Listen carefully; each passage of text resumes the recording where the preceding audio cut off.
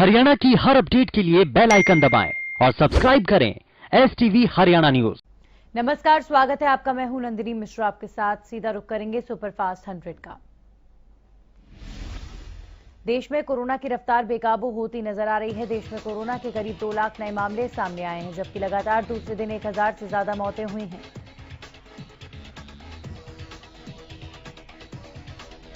वहीं एक्टिव मामलों का आंकड़ा 14 लाख के करीब पहुंच गया है। बता दें कि पिछले कुछ दिनों से लगातार पॉजिटिव मामले बढ़ने के मुकाबले कोविड-19 मरीजों के ठीक होने की दर में गिरावट दर्ज की जा रही है।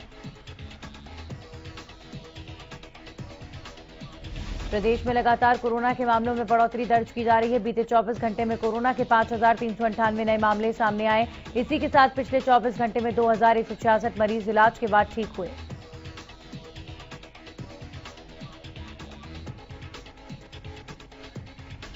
हरियाणा में पिछले 24 घंटे में कोरोना के कारण 18 मरीजों की मौत हो चुकी है। इसी के साथ प्रदेश में अब तक 3316 लोगों की मौत हो चुकी है।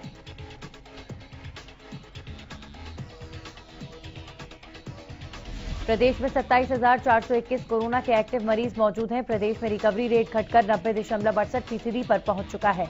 वहीं गुरुग्राम में 1151 और फरीदाबाद में 838 नए केस सामने आए हैं।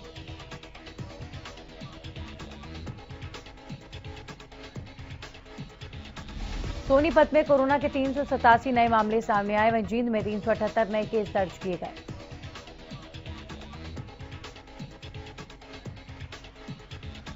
इसी के साथ करनाल में 359, पंचकुला में 276 नए केस और हिसार में 261 नए मामले सामने आए हैं। यमुनानगर में 219 नए केस सामने आए। वहीं अंबाला में 202, पानीपत में 188 नए केस, रोहतक में 184, सिरसा में 170 नए केसेस सामने आए।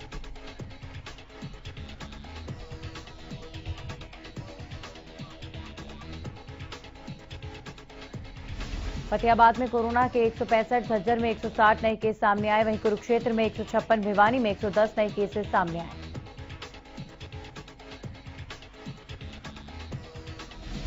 कैथल में बीते 24 घंटे में 57 नए मामले सामने आए हैं। वहीं महेंद्रगढ़ में 40 नए केस सामने आए हैं। रेवाड़ी में 32, चरखी दादरी में 28 नए केस, नूंह में 20, पलवल में 17 नए केस सामने आए हैं। कोरोना के बढ़ते मामलों के बीच कई राज्यों के अस्पतालों में बेड की कमी देखी जा रही है। प्रदेश के गृह मंत्री अनिल विज का कहना है कि प्रदेश में संसाधनों की कोई कमी नहीं है।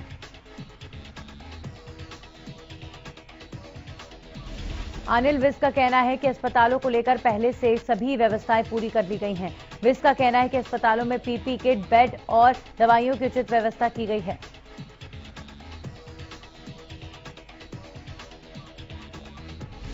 कोरोना गाइडलाइन पर बातचीत करते हुए अनिल विज ने कहा कि हमने पूरी तरह से पॉलिटिकल रैली पर रोक नहीं लगाई है। वहीं भीड़ को लेकर सरकार पहले ही नोटिस जारी कर चुकी है। इसी के साथ आउटडोर कार्यक्रम में 500 लोगों को ही इकट्ठा होने की अनुमति है। वहीं इंडोर कार्यक्रम के लिए 200 लोगों के इकट्ठा होने की अनुमति दी गई है। प्रदेश के पूर्व मंत्री विपुल गोयल के कार्यालय पर टीका उत्सव अभियान के तहत कोरोना की वैक्सीन लगाई गई। इस दौरान सैकड़ों लोगों को कोरोना की वैक्सीन लगाई गई।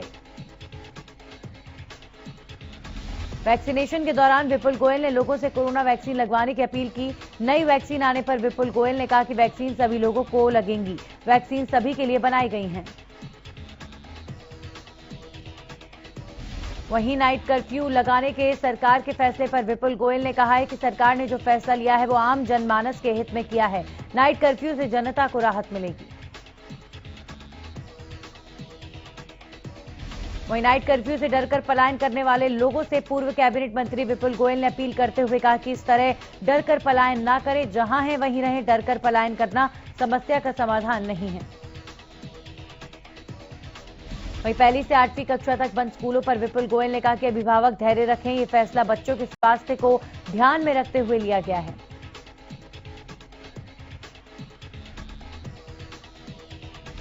प्रदेश में नाइट कर्फ्यू के असर पर डिप्टी सीएम दुष्यंत चौटाला का बयान सामने आया। दुष्यंत चौटाला ने कहा कि कोरोना वायरस की स्प्रेडिंग में कमी आए और लोग 10:30 बजे तक अपने घर पहुंच जाएं। इसी मकसद से नाइट कर्फ्यू लगाया गया है। उन्होंने साफ करते हुए कहा कि ये लॉकडाउन नहीं, नाइट कर्फ्यू है। उन्होंने कहा कि कोरोना की बढ़ती रफ्तार को घटाने के लिए और चेन तोड़ने के लिए हरियाणा सरकार की तरफ से प्रयास जारी हैं। वहीं नाइट कर्फ्यू की वजह से हो रहे पलायन पर बोलते हुए कहा कि हरियाणा से पलायन की कोई सूचना नहीं है। दुष्यंत चौटाला ने कहा कि मैं अपील करना चाहूंगा कि किसी को घबराने की जरूरत नहीं है, हरियाणा प्रदेश लॉकडाउन की तरफ नहीं बढ़ रहा। रेवाड़ी में बुधवार को डॉक्टर भीमराव अंबेडकर की 130वीं जयंती धूमधाम से मनाई गई। इस दौरान डिप्टी सीएम दुष्यंत चौटाला ने शहर के प्रमुख गड़ी बोलनी चौक पर डॉक्टर भीमराव अंबेडकर की प्रतिमा का अनावरण किया। वहीं पत्रकारों से बातचीत करते हुए डिप्टी सीएम ने कहा कि डॉक्टर भीमराव अंबेडकर का हमारी जिंदगी में अहम योगदान रहा है। इस दौरान प्रदेश में बढ़ते कोरोना को लेकर उन्होंने कहा कि अभी हरियाणा में लॉकडाउन जैसी कोई स्थिति नहीं है। पड़ोसी राज्यों को देखते हुए नाइट कर्फ्यू जरूर लगाया गया है। कोरोना और किसानों के बहाने दीपेंद्र हुड्डा ने केंद्र और प्रदेश सरकार पर हमला किया। उन्होंने कहा कि सिर्फ नाइट कर्फ्यू से कोरोना नहीं रुकेगा। उन्होंने कहा कि बेहतरी के लिए इंतजाम करने होंगे। आज चैत्र नवरात्रि का तीसरा दिन है। आज तीसरे दिन भक्त मां चंद्रघंटा की पूजा अर्चना कर रहे हैं। मां चंद्रघंटा सदैव अपने भक्तों की रक्षा के लिए तैयार रहती हैं।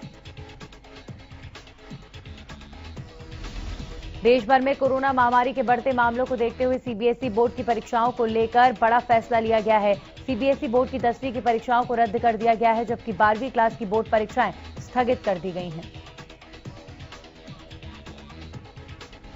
10वीं के नतीजे बोर्ड द्वारा तैयार किए गए मापदंड के आधार पर तैयार किए जाएंगे। 12वीं की परीक्षाएं बाद में होंगी। बोर्ड 1 जून को स्थिति की समीक्षा करेगा। ये जानकारी शिक्षा मंत्रालय ने दी है। इस पर जब करनाल के बच्चों से पूछा गया तो उन्होंने कहा कि सरकार का फैसला अच्छा है क्योंकि मामले बढ़ रहे हैं। इतने बच्चे एक साथ एग्जाम देते तो कोरोना फैलने का डर रहता। वहीं 12वीं की परीक्षा के लिए हमें वक्त मिल गया, ये बेहतर बात है। वहीं पेरेंट्स ने भी सरकार के इस फैसले को सही माना है। हरियाणा विद्यालय शिक्षा बोर्ड की 20 अप्रैल से आयोजित होने वाली 10वीं और 12वीं की परीक्षाओं के लिए शिक्षा बोर्ड द्वारा शुक्रवार से एडमिट कार्ड ऑनलाइन कर दिए गए हैं। परीक्षार्थी बोर्ड वेबसाइट से एडमिट कार्ड डाउनलोड कर सकते हैं। ये जानकारी हरियाणा विद्यालय शिक्षा बोर्ड के अध्यक्ष डॉक्टर जगबीर सिंह और सचिव राजीव प्रसाद ने शुक्रवार को आयोजित पत्रकार वार्ता में दी। यूपी पब्लिक सर्विस कमीशन की परीक्षा में प्रथम स्थान प्राप्त करने वाली सुबोध जोशी जिला पंचायत राज ऑफिसर बनी हैं। इसी को लेकर परिवहन मंत्री मूलचंद शर्मा ने उनके घर जाकर जोशी परिवार को बधाई दी। परिवहन मंत्री ने सुबोध जोशी को शॉल भेंटकर शुभकामनाएं दी और उनके सुनहरे भविष्य की कामना की। इस अवसर पर मूलचंद शर्मा ने कहा कि बेटी बचाओ बेटी पढ़ाओ का नारा भलीभांति अपना असर दिखा रहा है।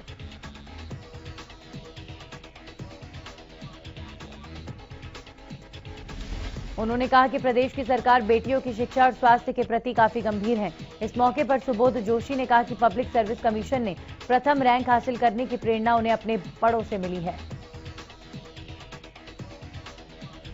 सीएम फ्लाइंग की टीम ने गुरुग्राम में मौजूद फर्जी कॉल सेंटर का भांडाफोड़ किया। कॉल सेंटर में सोशल सिक्योरिटी नंबर के नाम पर अमेरिकी मूल के लोगों के साथ ठगी की वारदात को अंजाम दिया जाता था। सीएम फ्लाइंग की टीम ने छापेमारी के दौरान एक लैपटॉप और एक हार्ड डिस्क समेत 1,90,000 रुपए नकद बरामद किए। सीएम फ्लाइंग की टीम का कहना है कि उन्हें गुप्त सूचना मिली थी, जिसके बाद उन्होंने ये कार्रवाई की है। गुरुग्राम के एक होटल से थूक लगाकर रोटी बनाने का वीडियो वायरल हो रहा है। वीडियो वायरल होने के बाद गुरुग्राम के सेक्टर 14 थाने में आरोपी के खिलाफ मामला दर्ज किया गया है। पुलिस ने शिकायत के आधार पर वायरल वीडियो को कब्जे में लेकर तंदूर पर रोटी बना रहे आरोपी उस्मान मलिक और होटल मालिक के खिलाफ मामला दर्ज कर जांच शुरू कर दी है।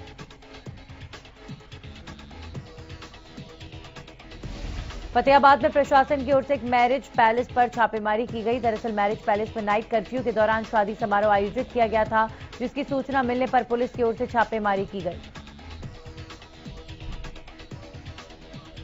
छापेमारी के दौरान मैरिज पैलेस में काफी संख्या में लोग नजर आए। वहीं कुछ लोग शराब का सेवन भी करते पाए गए। जब पुलिस मौके पर पहुंची तो कुछ लोग पुलिस से बहस भी करते नजर आए। पुलिस ने मामले में कई नाम दर्ज किए हैं। वहीं इस मामले में एसडीएम द्वारा कार्रवाई की बात कही गई है।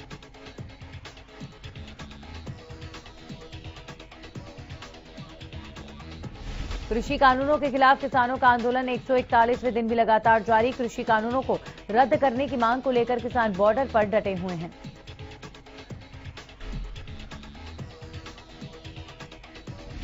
भिवानी में डॉक्टर भीमराव अंबेडकर की जयंती के मौके पर कार्यक्रम आयोजित किया गया। इस कार्यक्रम में बीजेपी के प्रदेश अध्यक्ष ओम प्रकाश धनखड़ और कृषि मंत्री जेपी दलाल शामिल हुए। मीडिया से बातचीत के दौरान ओपी धनखड़ ने कहा कि किसानों की ओर से नेताओं का जगह जगह विरोध करना सही नहीं। उन्होंने कहा कि किसानों का विरोध आदेशों पर आधारित है, सत्य पर नहीं।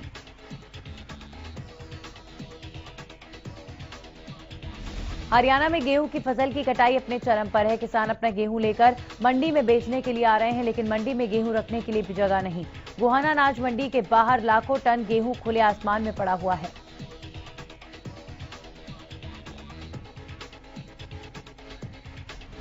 मंडी में गेहूं के उतरवाने की जगह नहीं होने से मंडी के अंदर और बाहर लंबा जाम लग रहा है। अनाज मंडी के आड़तियों ने बताया कि मंडी में गेहूं के ढेर लगे हुए हैं।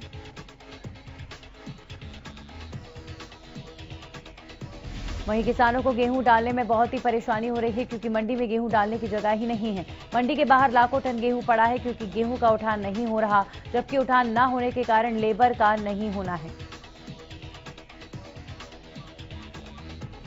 रतिया में गेहूं की खरीद सुचारू रूप से न होने और बारदाने की कमी होने पर नाराज किसानों ने सरकार के खिलाफ जमकर नारेबाजी की।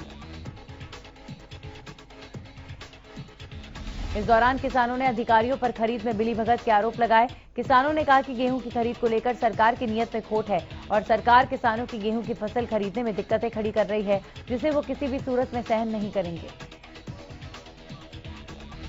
किसानों ने कहा कि अगर बारदाने की कमी पूरी नहीं की गई और गेहूं की खरीद सुचारू रूप से नहीं की गई तो वो मार्केट कमेटी के मेन गेट का ताला जड़ेंगे। मार्केट कमेटी के सचिव यशपाल मेहता ने किसानों से बात की और हर समस्या का समाधान करने का आश्वासन दिया।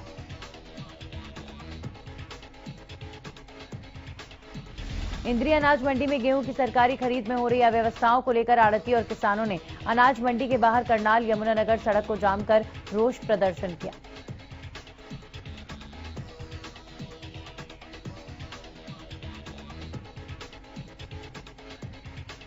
सिरसा अनाज मंडी में फसल की खरीद न होने से किसान परेशान है। बारदाने की कमी, बोली नहीं होना किसानों के लिए सरदर्द बना हुआ है। फसल बिक्री के लिए मैसेज मिलने के बाद किसान गेहूं लेकर मंडी में पहुंच रहे हैं, लेकिन यहां बिक्री नहीं होने से वो चिंतित हैं।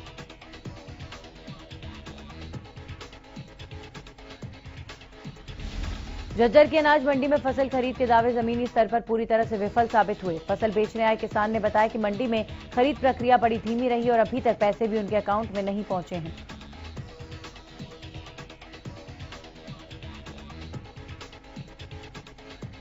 संविधान निर्माता डॉक्टर भीमराव अंबेडकर की जयंती के मौके पर फतेहाबाद के लघु सचिवालय में कार्यक्रम आयोजित किया गया।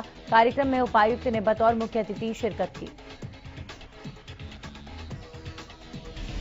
उपायुक्त डॉक्टर बांगड़ ने कहा कि हम सभी को डॉक्टर बी.आर. अंबेडकर को नमन करना चाहिए और उनके द्वारा बताए हुए रास्ते पर चलते हुए देश हित में किए गए कामों का अनुसरण करना चाहिए।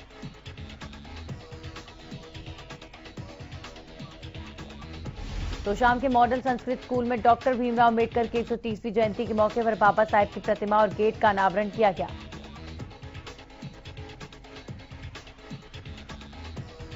कार्यक्रम में मुख्य अतिथि के तौर पर आईआरएस राजेश कुमार पहुंचे, जिन्होंने प्रतिमा का अनावरण किया। इस मौके पर राजेश कुमार ने कहा कि तोशाम के इतिहास में पहली बार बाबा साहेब की मूर्ति का अनावरण हुआ है।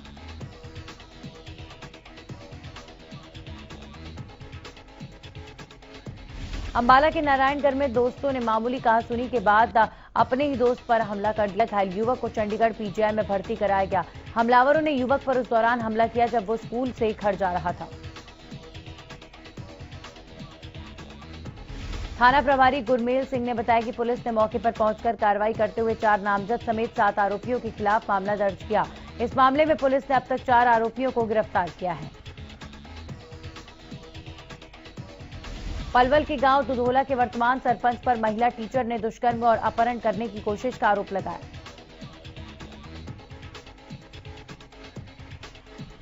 महिला की शिकायत पर पुलिस ने मामला दर्ज कर आरोपी सरपंच की तलाश शुरू कर दी है।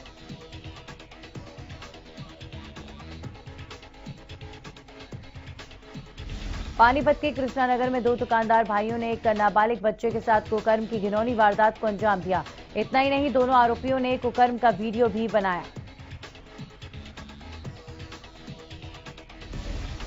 जिसके बाद बच्चे को धमकी दी गई कि अगर उसने अपने परिवार वालों को ये बात बताई तो उसे मारकर नहर में फेंक देंगे। पीड़ित बच्चे ने डरकर घर पर कोई बात नहीं बताई, लेकिन आरोपियों ने कुछ महीने बाद ही कुकर्म का वीडियो सोशल मीडिया पर शेयर कर दिया, जिसके बाद अब मामले का खुलासा हुआ है और परिजनों को पता चला है, जिसके बाद उन्होंने आरोपियों के खिलाफ शिकायत दर्ज कराई। फिलहाल पुलिस ने दोनों आरोपियों को गिरफ्तार कर लिया है।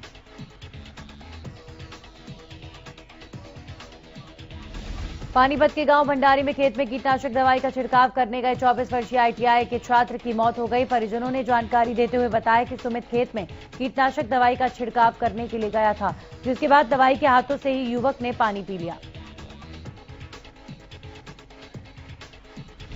दवाई चढ़ने से युवक की तबीयत खराब हो गई, जिसे इलाज के लिए पानीपत के एक सामान्य अस्पताल में भर्ती कराया गया, लेकिन इलाज के दौरान 24 वर्षीय सुमित ने दम तोड़ दिया। फिलहाल पुलिस की ओर से कार्रवाई की जा रही है।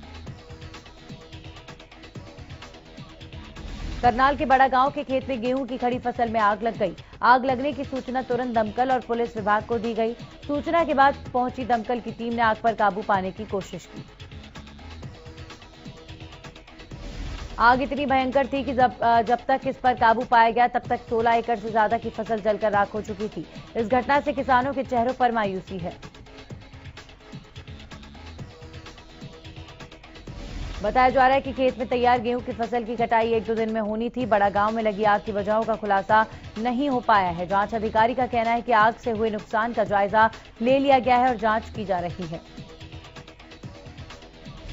पेहोवा में लगभग 20 एकड़ खड़ी गेहूं की फसल में आग लग गई। सूचना पाकर मौके पर पहुंची फायर ब्रिगेड की टीम ने कड़ी मशक्कत के बाद आग पर काबू पाया।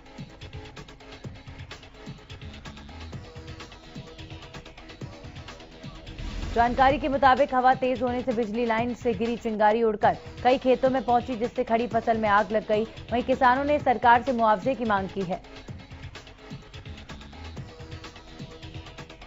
पानीपत गोहाना रोड स्थित बिजली निगम कार्यालय में स्टोर के पास बने यार्ड में रखे केबल के रोल्स में आग लग गई।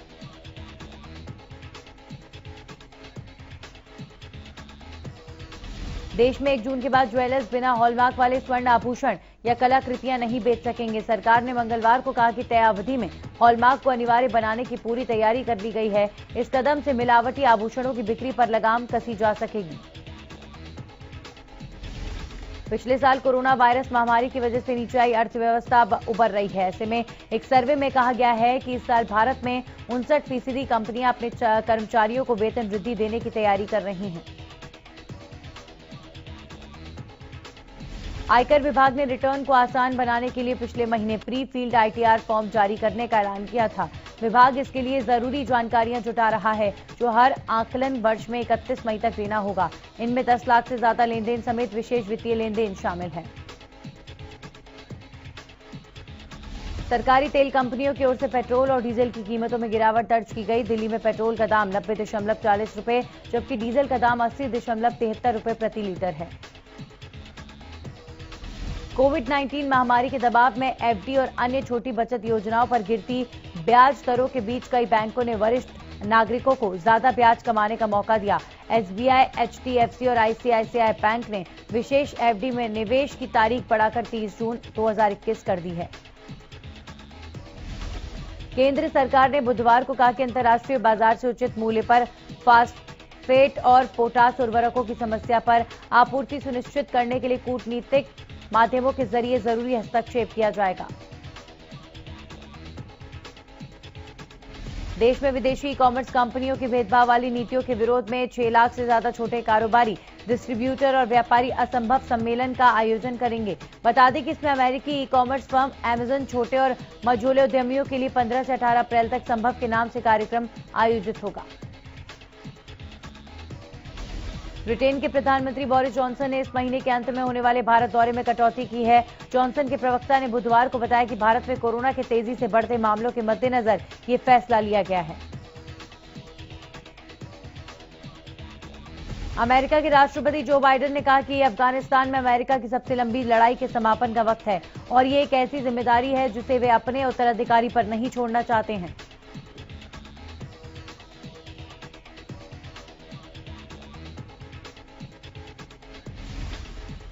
पाकिस्तान में टीएलपी की हिंसा में फंसे 800 से अधिक भारतीय श्रद्धालुओं का जत्था आखिरकार बुधवार को पंजा साहिब गुरुद्वारा पहुंच गया। विदेश मंत्री एस जयशंकर ने बताया कि भारत अपने सिख श्रद्धालुओं की सुरक्षा के लिए पाकिस्तान में अधिकारियों के साथ लगातार संपर्क में है। अमेरिकी राष्ट्रपति जो बाइडेन ने अपनी टीम में शामिल 2 भारतीय अमेरिकी महिला को शीर्ष प्रशासनिक पदों पर नामित करने का फैसला किया। राष्ट्रपति के इस फैसले को मीरा जोशी और राधिका फॉक्स के लिए बड़े अवसर के तौर पर देखा जा रहा है। श्रीलंका सरकार ने देश में चरमपंथी गतिविधियों से जुड़े होने के कारण इस्लामिक स्टेट और अल कायदा समेत 11 कट्टर इस्लामी संगठनों पर प्रतिबंध लगा दिया है। राष्ट्रपति राजपक्षे ने विशेष राजपत्र अधिसूचना जारी करते हुए आतंकवाद निरोधक कानून के तहत कट्टरपंथी संगठनों पर यह रोक लगाई है। ईरान के विदेश मंत्री मोहम्मद जरीफ ने चेताया कि उनके परमाणु संवर्धन केंद्र नंताज को नुकसान पहुंचाने के लिए हमला हुआ है। परमाणु समझौते पर जारी बातचीत पर बुरा असर डल सकता है। दूसरी ओर अमेरिका का कहना है कि नंताज मामले से उसका कोई लेना देना नहीं है। न्यूजीलैंड के कप्तान केन विलियमसन को मंगलवार को देश के वार्षिक क्रिकेट पुरस्कारों में सभी प्रारूपों में अच्छे प्रदर्शन के लिए 6 साल में चौथी बार प्रतिष्ठित सर रिचर्ड हेडली पदक के लिए चुना गया और साथ ही वे साल के सर्वश्रेष्ठ टेस्ट क्रिकेटर भी बने।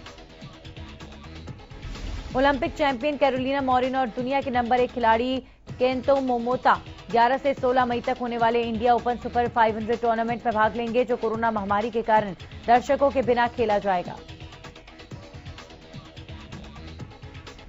वीरवार को होने वाले आईपीएल 2021 के मुकाबले में बैन स्टोक्स की गैर मौजूदगी में राजस्थान रॉयल्स दिल्ली के दिलवालों से करेंगे मुंबई के वानखेड़े स्टेडियम में डटकर मुकाबला। संजू सैमसन की अगुवाई वाली राजस्थान रॉयल्स की टीम को सीजन की शुरुआत से ही बैन स्टोक्स जैसे खिलाड़ी को खोना पड़ा। अब ये देखना दिलचस्प होगा कि स्टोक्स की जगह टीम में डेविड मिलर या लियम लिविंगस्टोन में किसे मौका मिलता है।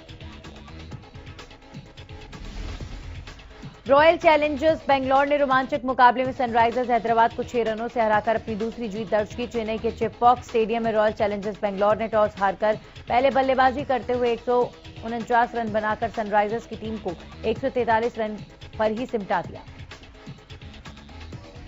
बुधवार को हुए आईपीएल 2021 मुकाबले में बेंगलोर की तरफ से शाहबाज अहमद सबसे सफल गेंदबाज रहे। उन्होंने 2 ओवर में 7 रन देकर 3 विकेट चटकाए। वहीं हर्षल पटेल और सिराज ने भी 2-2 विकेट हासिल किए।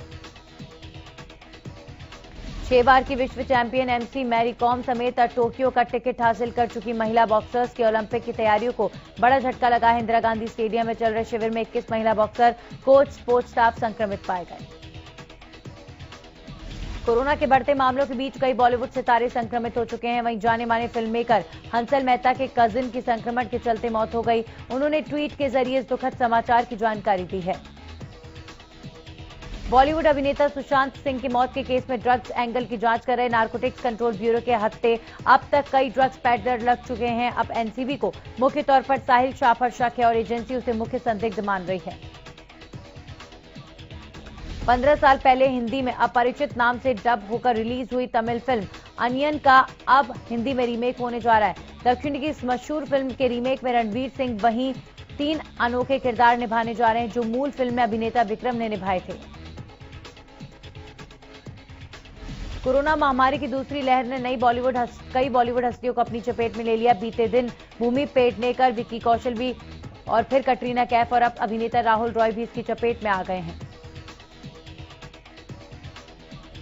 रुबीना और अभिनव यूं तो कई वजहों से चर्चा में बने रहते हैं, लेकिन अब दोनों एक काफी दिलचस्प मामले के चलते सुर्खियों में आए हैं। एक वेबसाइट जो कि अवैध रूप से रुबीना दिल्लैक का कंटेंट नंबर शेयर कर रही थी, उसे डिसेबल कर दिया गया है। और इसी के साथ सुपरफास्ट 100 में इतना ही।